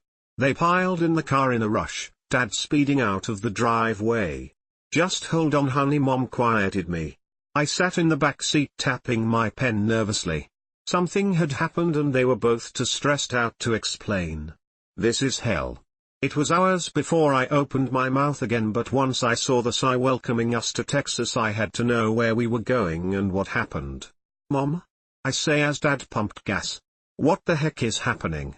Dove, Mom started but looked horrified. "Just wait, okay, please," she begged. "Mom, I can't handle this," I pledged right back. All I could do was think about Charles and Thaddeus. For them I was just never going to come home until we do go back. They're going to hate me, distrust me forever now. "Mommy?" I tried one more time. "Devon, honey, take these." Mom shoved 2 pills in my hands. I was never one to deny such things and took them the moment they were in my hands. I knew I wasn't going to get anything out of my parents, so I hoped this would all be over soon. Not even 5 minutes later I was out. Through the night Dove and her parents drove till finally stopping in a motel. Back in LA, however, Charles paced, waiting for the woman whom claimed to love him. So many thoughts went through his head. Had she left me? Was she hurt? Has she died? He knew he should have taken a knife to her throat after that last thought. She had died outside the house, he was never going to see her again. All these maybe truths were too much for the good doctor, and he turned to his drugs, trying to soothe the pain within him and failing. After a full bottle's worth, Charles sat on the metal bed, his mind far away from him. He touched every tool he has ever used on Dovey, living being her doctor, her hero. In his drugged state she was not gone, and that was where he wished to live now. I woke up in a cheap-feeling bed in the middle of the day. I saw my mother in the bed beside me, curled up with dry tears down her cheeks. Someone died. It had to be Nat. I looked through the bags, finding some of my clothes. I took them into the bathroom so I could clean off and change. Charles and Thaddeus. That was all I could think of, and it was killing me. When I walked out of the bathroom, my dad had food waiting for me and a very trying smile. "Dad?" I looked up to me. Before I could even ask, Dad cut me off, telling me he was going to use the bathroom now, so I looked to Mom, willing to try again to get answer, and once she noticed, she followed my dad. "Wow, okay," I huffed. I sat down on the bed eating some eggs and a muffin, watching TV, trying not to think of Charles. For less than an hour it worked as I watched a cartoon cat and mouse go at it, but as we all piled back into our family van, he filled my head. "Guys," I went to start again. As soon as the word left my lips, my mother turned to me with a smile that was not at all reassuring. "Honey, why don't you take a nap? Here some headphones," she winked. I took my earbuds from her, but also saw 2 little white pills. I knew I wasn't going to get anything out of them, so I just listened. My relaxing playlist started and I popped the pills without my dad noticing. Whatever the hell was going on, it had to be bad for Mom to offer me drugs to shut me up. God, did they kill someone? I joked in my head. The rest of the trip continued like this, and I swore I was going to need therapy for it when I got older, but finally we made it back to our old home. I was happy to be back, wondering if I would see Grandpa again, but still I was worried for Charles. I thought now since we were back I was going to get answers, but I was wrong. At first I acted out and demanded to know what was happening, but soon enough I learned I was not getting anywhere. That why. Months had passed, I was in my old school again, and I was sad, sadder than I've ever been. One day though, Mom decided to tell me what happened. "Your dad and I were both home when it happened," Mom started. "This girl was running away from that boy with the blonde hair your dad was seeing, and another man came out of nowhere and beat him with a shovel, stabbing him through the gut," she continued on shaky. "Mom, why didn't you just call 911? I questioned. "Because the boy stood up and pulled it out and started to yell at that man and his daughter. Then your aunt grabbed me, telling me to run." "Boo, but Dovey," Mom said, tears starting to fall down her face. "She looked dead. I think she was dead. I think they all were." My mom sobbed and I held her. She and Dad had found out the ugly truth of the house and ran from it, and all I wanted was to run back. "Mom, we have to go back. It's our house," I protested softly. "No, it's not. We sold it." I felt as if I died. They sold more than a house, they sold souls that I belonged to. Somebody else now owned Charles and Thaddeus and my heart. I wanted to cry, but I stayed strong. Someday I will get back what they so careless threw away, a euro-broken bar. Study hard, work harder, save money, all in the name of getting out of this state and back to LA. I had time in a way. I was young, but at the same time every day made it harder and easier. Months faded into years and I struggled, yet grew more as a person. I grew close to some girls I worked with, and I saw them hold their boyfriends' hands while they went out on a date, and I realized that could never be Charles and I. However, it couldn't be anyone else either. Without him I wasn't whole, and no one could ever give me what I wanted. After college I stayed in town to gain work experience before moving to the City of the Angels. I knew though that I owed it to myself to try to live. Yes, I had lived a full life in these short years, knowing I'd soon enough be closed off to everyone. So I did everything I had ever wanted to do beside one thing. Tate. If I was to live without regret, I had to do it. His name was James and he was sweet and handsome, everything my mother wanted me to bring home. And for a year I enjoyed his company, but every touch never felt as good, every word never held the same weight. For a few months I forgot Charles, but I still wasn't happy. I felt love that a sane man couldn't give. Charles loved so much more than he should have. I knew if I tried to leave he couldn't have let me, and I needed that from a man because I love the same way. I wasn't built to be normal but to give everything I had and more to whatever I felt deserved it. I once compared myself to Harley Quinn because I saw how I loved Charles in her character and I knew that was bad, but it is my life. The year ended and so did James and I knew I would never want anything more than the love Charles had given me. My parents kissed me goodbye and I boarded my flight to LA. I never told them my goal was to buy our old house. I knew they wouldn't understand. I moved in with a friend's sister and started my job a few days after finishing unpacking. I tried to tell myself not to go to the house till I was ready to buy it, but I could wait. I had to see it. I rolled up to it parking on the street, seeing its beautiful red brick and Victorian style. I wanted it back. I hopped out of my car and walked up to the house. It looks like no one has lived here in years.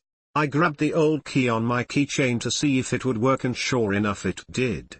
I walk in with caution but soon enough I knew it was just me and the dead inside. I saw the same appliances in the kitchen, a sink halfway full of the dishes I used to eat off of when I lived here, my old Victoria's Secrets coat hanging on the back of the island chair. They never sold the house. I realized that they just decided to forget about it. I remember my parents selling our camping home when we moved back into my aunt's house, and now I know why. So they could pay for this place. I opened every window to get the smell out of the house. Slowly I made my way through every room till I stopped in the living room. The memory of being tied up like a pig came into my mind, of my aunt dying that night, and then Charles saving me. I moved on to my bedroom, my bed still unmade, what used to be fresh laundry still unfolded on my bed. It was eerie being in a house that has never moved forward from the day we left it. I spent enough time looking around and decided it was now or never. I walked down to the basement hoping, just like this house, we could start right where we left off. The basement was empty and my heart fell to the floor. I've been gone too long.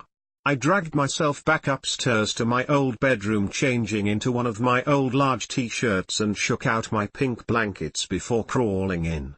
Dove cried herself into a fitful sleep. The house came to life as she slept. The dearly departed souls haven't seen a living person since they scared away a group of teenagers last Halloween. As the more sane ghost wondered what to do with the intruder, the few that had no sense of reality at all did not even notice her. Charles Montgomery worked on his monsters in the dark basement, his mind stuck in the thought it was 1922 and his heart still was beating. His mind played tricks on him to allow him to continue with that idea, blocking out the sounds of someone entering his workroom. A failure, I'm a failure, this will prove them wrong. He kept thinking. Tate, the most unstable, stable ghost of the house, stood over Dove, looking at her, taking in every detail. Her hair was still almost white, her skin was as pale as his. He knew even though he couldn't see them, her eyes still had to be the deep sea blue. She still had a turned-up nose and full cheeks. There weren't any wrinkles on her face, yet she looked older. Nowhere near her mid-20s, he knew, but still she wasn't 16 anymore. Broken souls always find their way back, he thought. Dove Tate, woke the girl. I woke up to my name being said. I flutter my eyes open, seeing blonde hair. Tate. I jump up, hugging him. I've missed you. Why did you leave? He asked, letting me go. My parents, I sighed. They were scared of all of you. Parents suck, he said monotone. I couldn't help but laugh. After all these years he still hasn't changed. We sat for hours catching up. I told him all about school, life, work, and he told me all about his woes of trying to win his girl back. It was like old times.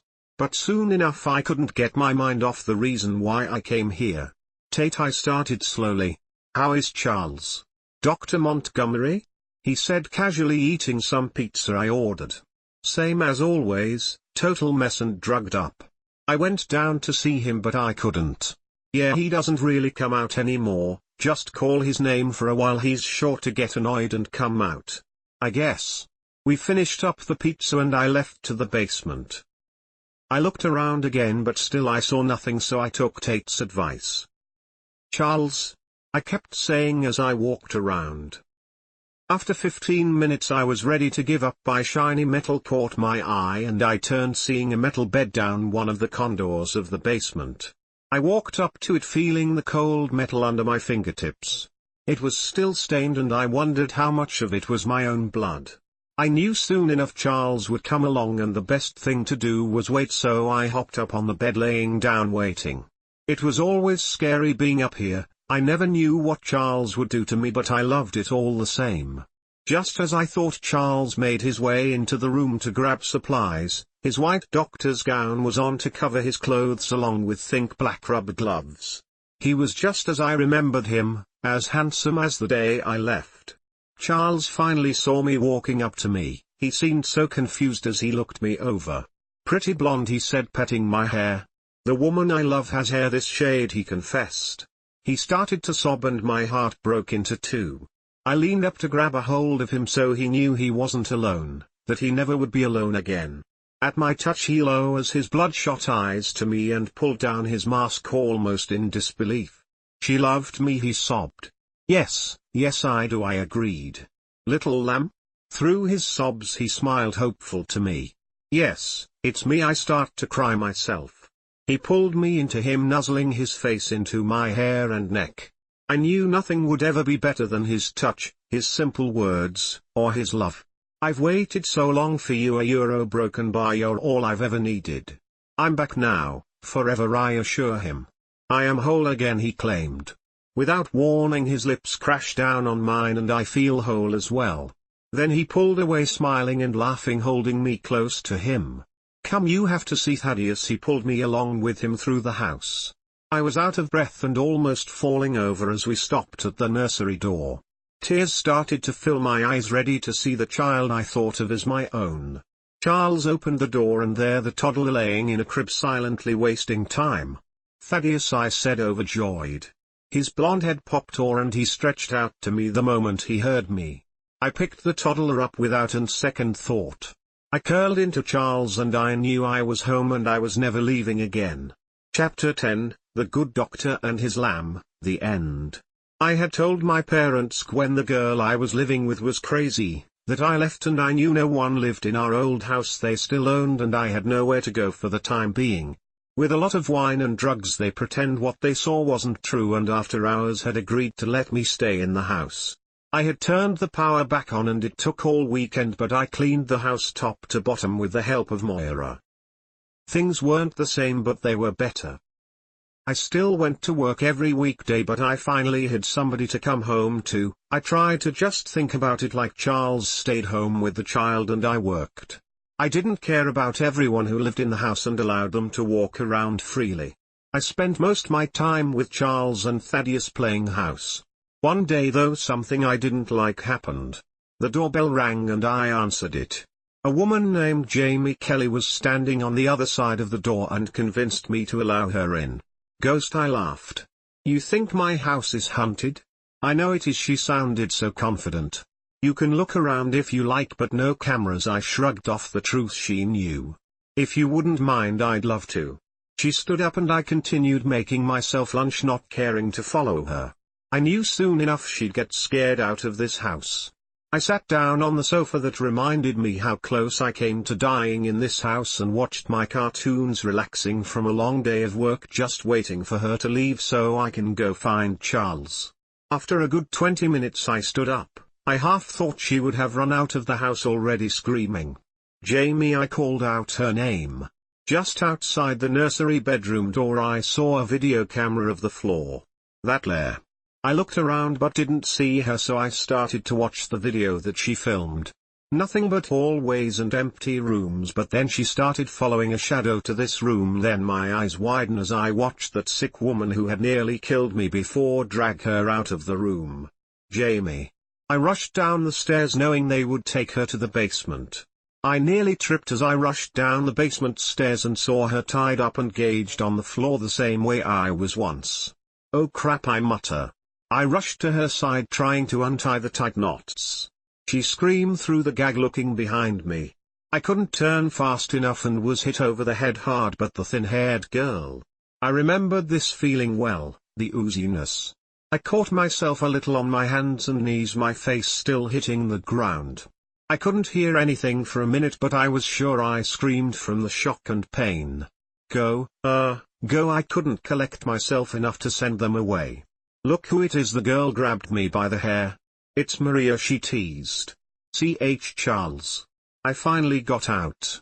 The woman hit me another time, sending me straight to the ground, but I looked back to her smiling and spat out blood.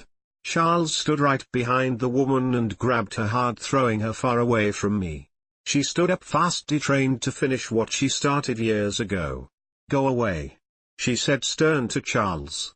I knew it was only a matter of time till Charles disappeared, so I tried acting fast and continued to untie Jamie from the knots she was bound in. Go away, she shouted again. Go away, go away, go away, she panicked, backing against the wall of the basement. SHH, it's time for your treatment, Charles said, dragging the girl into his workroom. The screams were non-stop from the bitch who had it coming. I finally got fed up and knew I needed a knife to get her out of these bonds. Just hold on, I'm getting something to cut you out of these, I told her, standing up. She squirmed and squealed, but I left anyways to the closet room to have a sharp blade. With shaky feet I walked into the room where Charles had taken that murder. I tried my hardest not to look to where the screams were coming from, but I couldn't help myself. I turned, seeing her strapped to the metal operating table I've often sat and laid on. The two nurses stood beside Charles, and I knew they had every right to enjoy what was happening, but as much as I thought she deserved, I didn't have the stomach for it.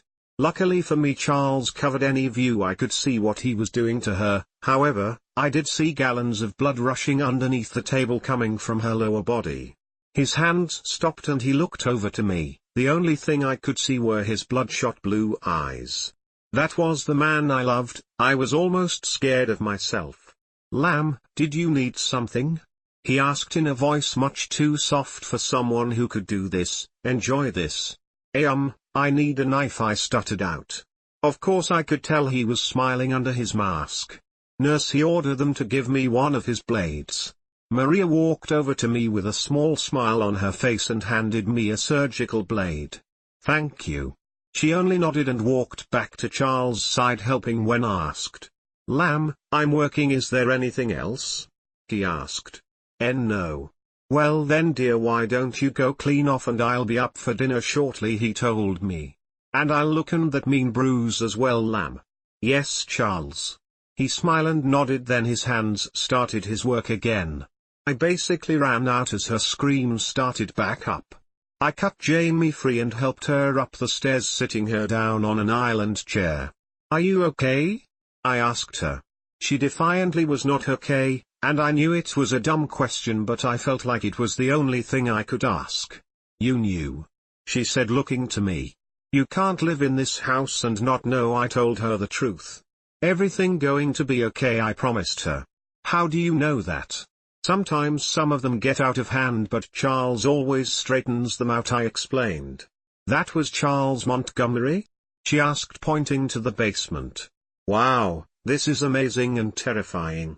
I think you should go home and get some rest, I told her. Yeah, she agreed. I'll be back, she promised. I only nodded, not waiting to fight and lead her out of the house. I sat down on the sofa thinking, what the hell had I gotten myself into? The screaming became quieter till finally I didn't hear it, but Charles still didn't come up. I knew he might be down there all night. She had told him to go away and he didn't. I wondered how that could have happened. After a while I shook my head, knowing none of this was doing me any good. I had laid down on the sofa about 10 minutes ago, and now that my heart had calmed down I let my eyes shut, trying to think of happier times. Dove slept restless on the sofa she had almost died on years ago, and downstairs Charles finally finished tripping what he wished out of the girl. At the start of all this he knew she had meant Dove harm, but sometime through he almost forgotten and just thought she was another one of his girls. When he finished playing doctor he remembered again about Dove. He untied the covering protecting his clothes, removing it along with his gloves and mask. Charles left the woman, their legs spread open, and passed out from pain. If she were alive she would be dead now. Charles straightened his sweet jacket before entering the living room, but once he saw Dove passed out of the sofa he knew no formalities were needed. He took a seat in his chair facing her as he smoked from his pipe. He knew he should have taken her to bed, but he just wanted to admire her a moment longer. As Ghost moved all around him, he didn't see a single one, his mind only on one woman. If only I married you, the good doctor thought. If only. He had no sense of time in this moment, not understanding he could have never married his lamb in his living life. In his death his innocent childlike mind was only amplified. If only, he whispered. Some sense came back to the good doctor as he looked at Duff. He could have kicked himself.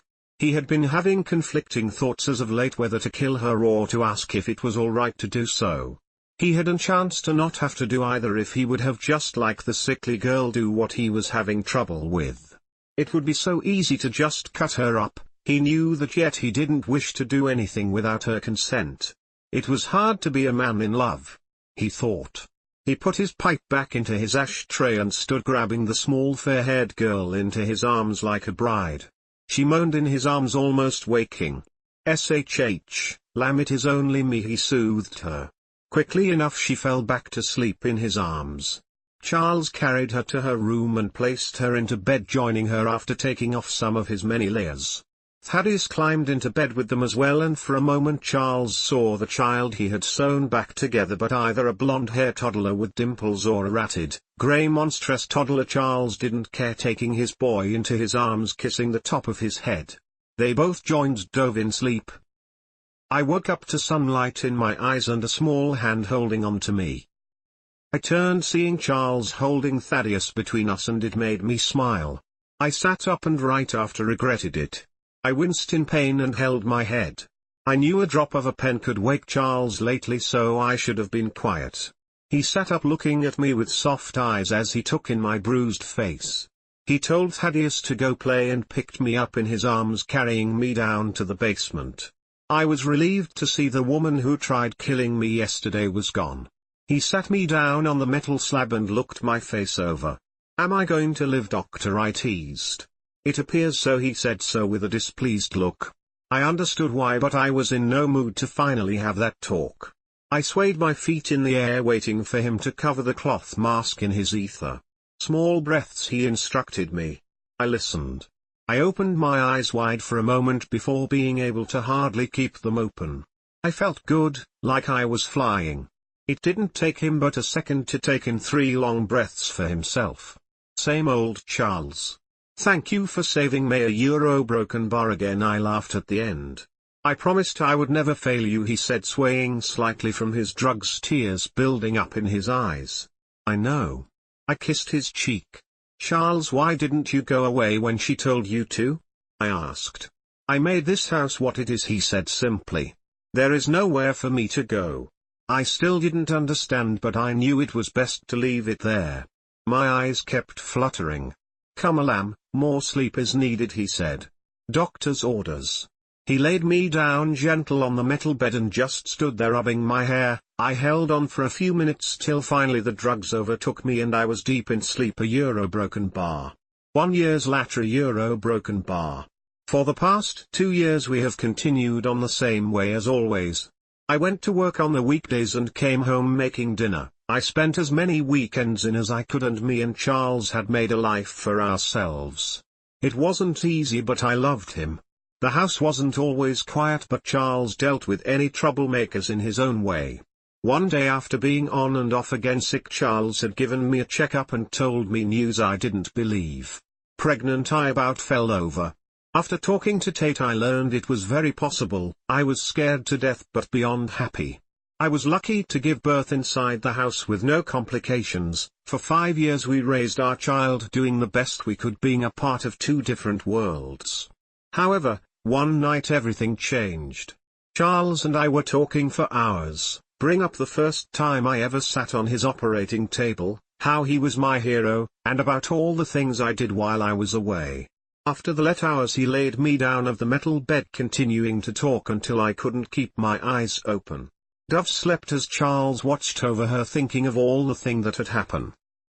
That murderess continues to be a pain in his side. Years ago Dove was gone and he feared it was only a matter of time before she left again. They had a beautiful son, Thaddeus, and now a beautiful daughter, Megan. Life was complete. Charles thought back to his youth before Dove, Megan, and Thaddeus. Before Nora. He was in medical school and they brought in a lamb for the students to study with, but it was not the first time Charles held a blade to a lamb. In his childhood he remembered being so taken by how every living thing worked, and moved. He would cut open anything that moved. And now he stood over another lamb so taken over by who she was. Charles picked up a saw knowing he wanted to see inside everything of her, but remembered the screams such a tool caused. He hovered over his tools wondering what he could use to be gentle. Till finally his hand grasped the one thing he thought he loved most until he meant the blonde girl, ether. He soaked the rag in his drug of choice, taking a few courage whiffs himself. Slaughter the lamb, it was only natural. He reminded himself. Charles was kind, he applied no pressure as he put the drugged cover rag to his beloved face. He knew he should ask, but the fear of her never coming home again, and the curiosity to play with her body was too much for the good doctor. 12:45 Dr. Charles Montgomery pronounced Devon dead, a broken bar. Charles? Dove called out to her lover from the other side of the room while her body laid on the metal bed. We'll be together forever. His voice broke and he breathed in more of his drugs. Oh, lamb, you look just like you did when I first saw you. Tears fell from the good doctor's eyes and he petted Dove's lifeless body's blonde locks, overjoyed with himself. I looked to Charles. I stood here yet lay there for a moment. I couldn't understand, and then I knew it, I was dead. After all these years he broke, he had done it. Some part of me was angry, felt unready, yet I knew no matter the timing I would feel this way. And another part of me was happy. I always worried I would die outside this house and have to live forever without him, but now I knew that would never happen. Forever, I agreed. Forever, he smiled, tears running down his cheeks. My Dove, he said, grabbing me in our first embrace that had the reassurance of forever. I love you, I told him. And are you, lamb? The end.